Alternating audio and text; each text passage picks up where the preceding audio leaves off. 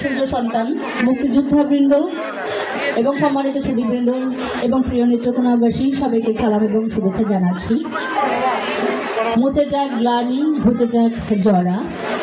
আমরা একটি বছরকে বিদায় জানিয়ে নতুন আরেকটি বছরের আজকে আহ্বান করতে যাচ্ছি এবং শুভযোজন ঘোষণা করতে যাচ্ছি।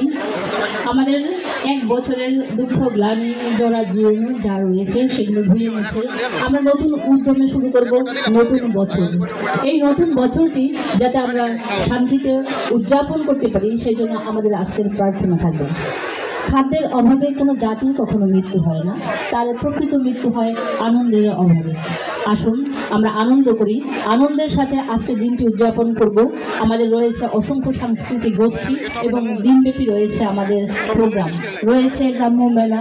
আজকের দিনটি আমরা সবাই শান্তিপূর্ণভাবে এই সাংস্কৃতিক অনুষ্ঠান উদযাপন করব, মেলা উদযাপন করব। আমরা কোথাও বিশৃঙ্খলা করব না। নেত্রকোনা জেলাবাসী অবশ্যই একটি উদাহরণ হয়ে থাকবে, কারণ নেত্রকোনা জেলা হয়েছে সংস্কৃতির ভাণ্ডার। অতএব নেত্রকোনা জেলাতে আমরা সবাই সম্মিলিতভাবে সকল নাগরিক, সকল রাজনৈতিক নেতৃবৃন্দ সবাই মিলে একটি সুন্দর নববর্ষ উদযাপন করব সেই প্রার্থনা করছি।